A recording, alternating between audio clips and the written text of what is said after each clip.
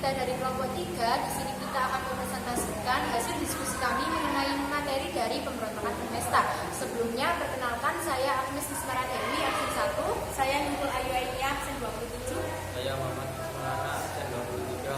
Saya Muhammad Dewi, absen 21. Oke, langsung saja kita masuk ke materi pertama, yaitu pengertian dari Permesta yang akan dibicarakan oleh Ayu. Oke, untuk yang pertama yaitu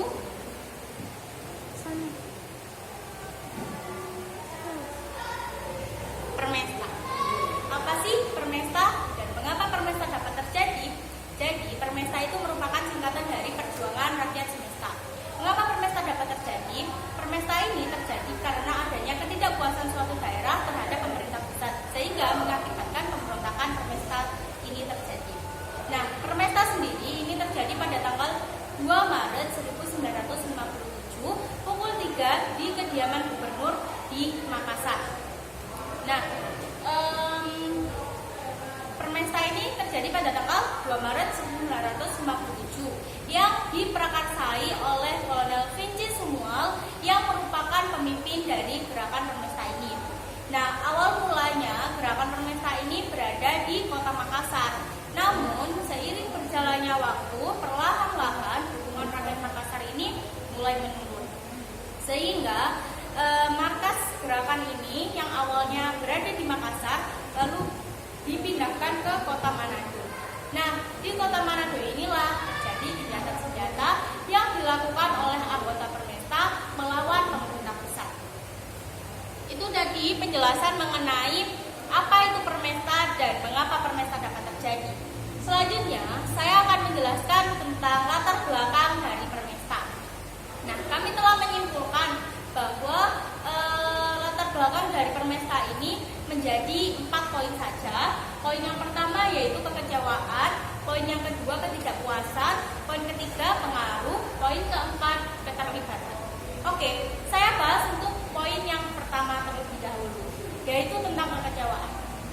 Nah, kekecewaan ini dirasakan oleh prajurit dan juga perwira divisi 9 Banteng yang telah mempertaruhkan jiwa dan raganya untuk kemerdekaan Indonesia. Namun, divisi 9 Banteng mulai diturunkan sehingga menjadi kecil dan menyisakan 1 brigade saja. Selanjutnya yaitu poin yang kedua adalah ketidakpuasan. Nah, ketidakpuasan ini dirasakan oleh rakyat Sumatera dan juga Sulawesi terhadap alokasi biaya pembangunan yang diberikan oleh pemerintah.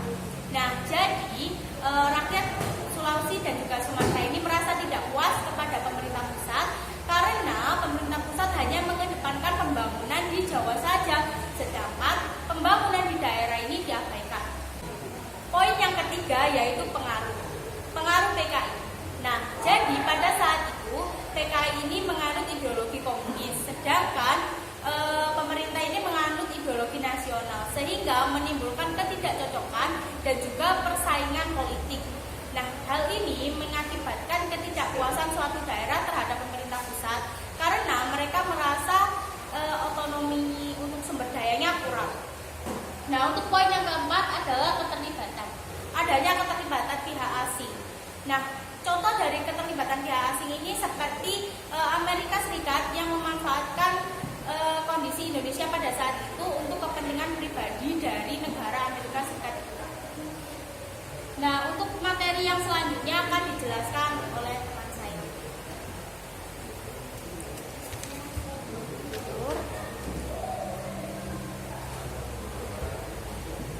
Di sini saya akan menjelaskan tujuan Permesta. Yang pertama, tuntutan daerah yang adil. Yang kedua, membenahi konstitusi yang berlaku. Yang ketiga, menghargai pejuang kemerdekaan Indonesia. Yang pertama, tuntutan daerah yang adil. Pemerintah pusat dianggap terlalu sentralis dan dianggap terlalu berfokus pada pembangunan Jawa saja dan ditutup-tutup untuk memperhatikan pembangunan daerah juga. Dengan kata lain, pemerintah juga harus memperhatikan pembangunan negara secara menyeluruh. Yang kedua, membenahi konstitusi yang berlaku. Pemerintah dianggap terlalu sentralis, dianggap telah melanggar undang-undang dan dan konstitusi yang berlaku, termasuk juga Undang-Undang 1945. PWRI atau Permesta dibentuk untuk membenahi konstitusi yang berlaku pada masa itu, menghargai pejuang kemerdekaan Indonesia. Hal ini dikarenakan pembentukan PWRI, dan PWRI sendiri juga disebabkan karena adanya pengerucutan divisi Banteng setelah kemerdekaan Indonesia, dan juga hanya menyisakan 1 brigade saja, dan kemudian diperkecil menjadi 4 TTI-BB. Selanjutnya tokoh-tokoh Permesta. Yang pertama, Herman Nicholas Vince Sumual. Dia adalah seorang perwira militer sekaligus pemimpin dalam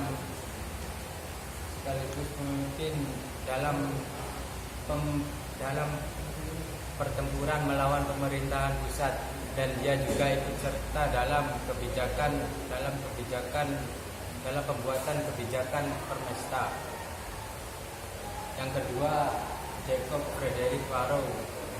Dia adalah seorang komandan utara, dan dia juga memiliki peran penting dalam merancang struktur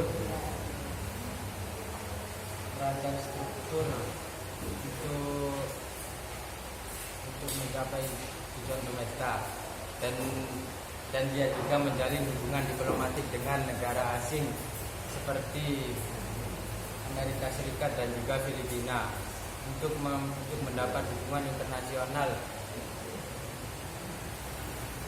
Yang ketiga, Alexander Clifford Kawilarang. Dia adalah seorang TNI, dan dia juga memimpin Permesta dalam beberapa operasi militer, dan dia juga membawa pengalaman militernya ke dalam gerakan Permesta. Yang keempat, Letnan Kolonel J. Somba. Dia adalah seorang pemimpin militer. Dia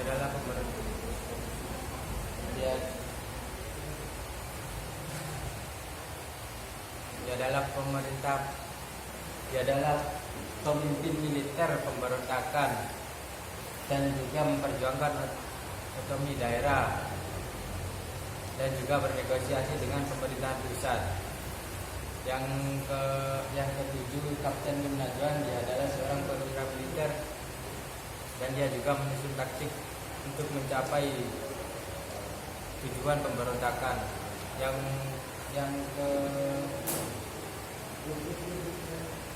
keenam, Mayor Edwin Gabola. Dia adalah seorang perwira militer, dan juga mengkoordinasikan upaya pemberontakan di wilayahnya. Yang terakhir, Mayor Dor Kunturabi.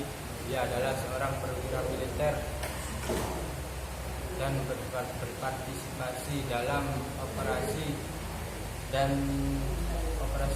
pemberontakan. Nah, itu dia adalah tokoh-tokoh Permesta. Selanjutnya akan dijelaskan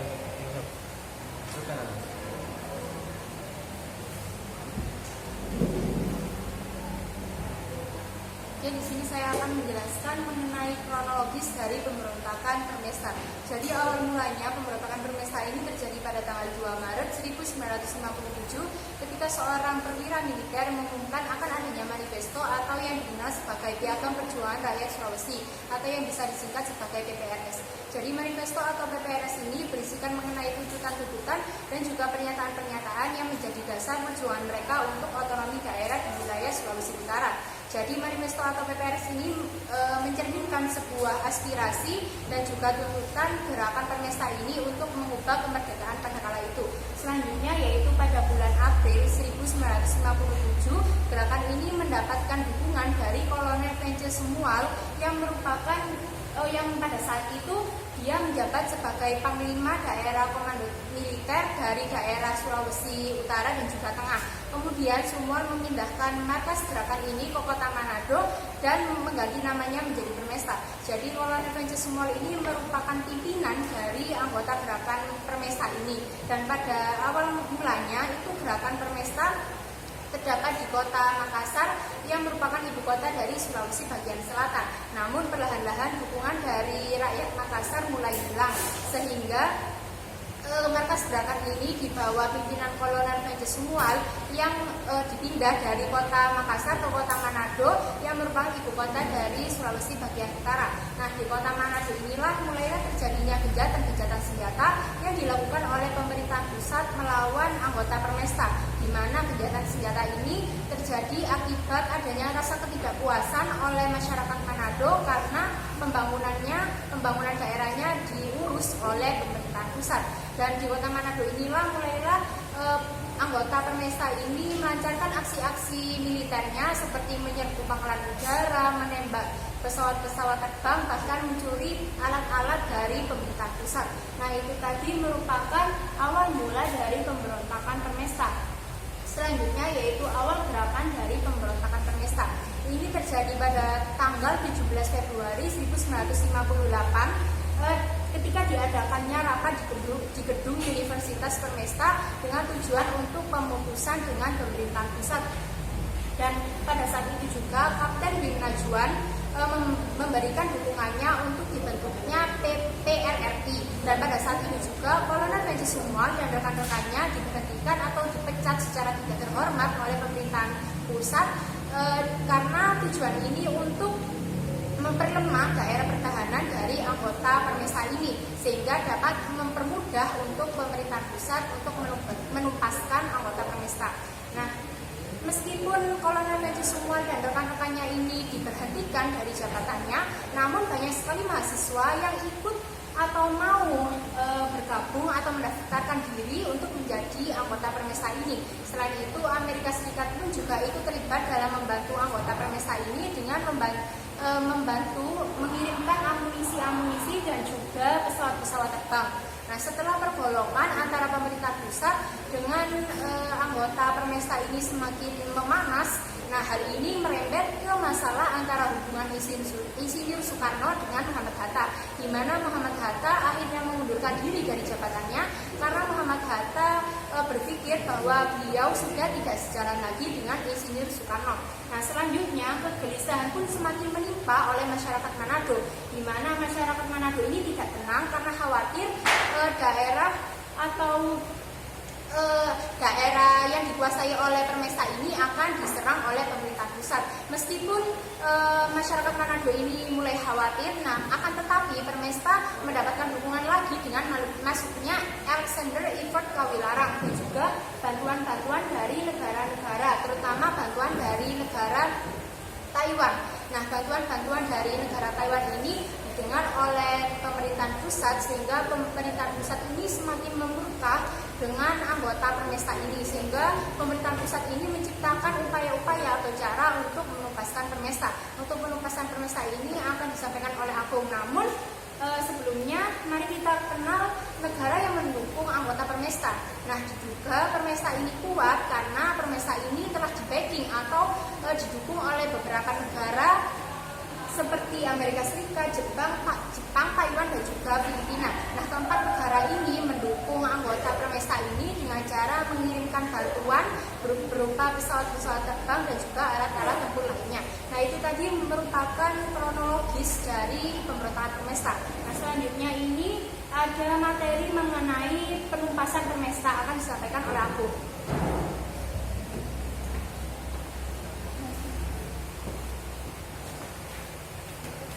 Nama saya Muhammad Satrio, absen 21. Di sini saya akan menjelaskan tentang penumpasan Permesta.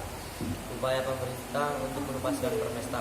Jadi, pemerintah memiliki beberapa cara untuk menumpaskan Permesta, yaitu dengan 5 cara.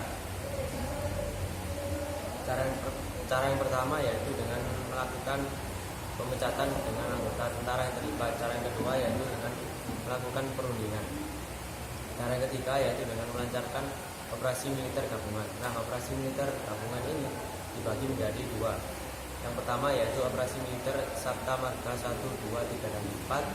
Kemudian yang kedua yaitu operasi militer gabungan MENA 1 dan 2.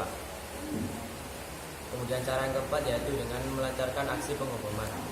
Dan cara yang terakhir yaitu dengan memberikan amnesti dan abolisi. Cara yang pertama yaitu dengan memecat anggota tentara yang terlibat. Kasat sebagai penguasa perang pusat telah memecat Kolonel Somba dan juga Mayor Ratu Rambi. Meskipun area batalion yang awalnya berada di bawah KDM Sud telah diserahkan kepada Komando Antar Daerah Indonesia Timur. Jadi dengan pemecatan anggota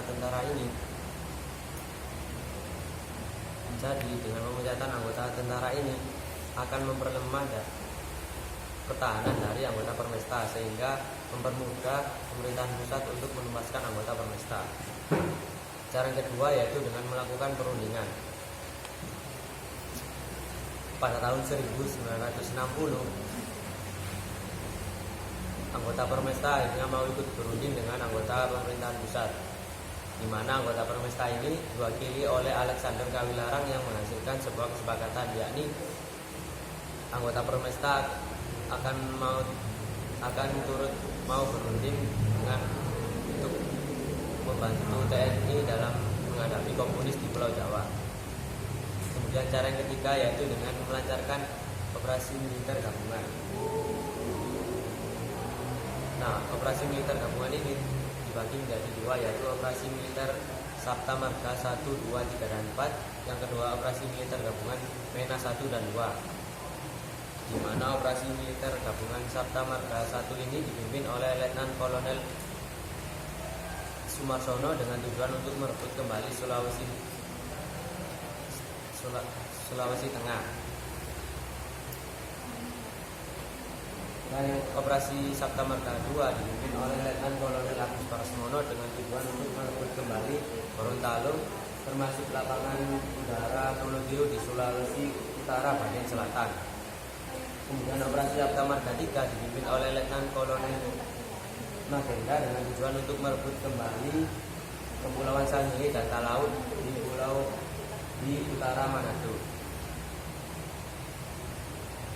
Kemudian operasi Sabta Marga 4 dipimpin oleh Letnan Kolonel Rukmito Hendra dengan tujuan untuk merebut kembali basis utama Permesta di Sulawesi Utara. Nah, untuk operasi militer gabungan MENA 1 dan 2 bertujuan untuk mengamankan Kepulauan Halmahera, di mana operasi militer gabungan Sabta Marga, di mana operasi militer MENA 1 dipimpin oleh Letnan Kolonel Peters dengan tujuan untuk merebut kembali Kepulauan Jayalolo. Operasi MENA 2 dipimpin oleh Letnan Kolonel KKA Hulhuls dengan tujuan untuk merebut kembali Kepulauan Morotai. Nah, cara yang keempat yaitu dengan melancarkan aksi pengoboman. Permesta yang semakin lama setelah menjauhi unsur-unsur NKRI telah berhasil mendorong dan mendesak Kabinet Juanda Nasution untuk melakukan pemberontakan. Setelah melakukan perundingan, akhirnya pemerintah pusat mendorong Angkatan Udara Republik Indonesia untuk melancarkan aksi pengoboman di instansi-instansi penting di Kota Padang, Bukit Tinggi, dan juga Manado. Kemudian cara yang terakhir yaitu dengan memberikan amnesti dan abolisi. Pada tahun 1961, pemerintah pusat akhirnya mengeluarkan keputusan Presiden nomor 322 yang berisi tentang memberikan amnesti dan abolisi bagi pihak-pihak yang terlibat dalam Permesta. Akibat karena keputusan ini, banyak anggota Permesta yang kemudian menyerahkan diri. Pemberontakan pun selesai dan Permesta pun bubar.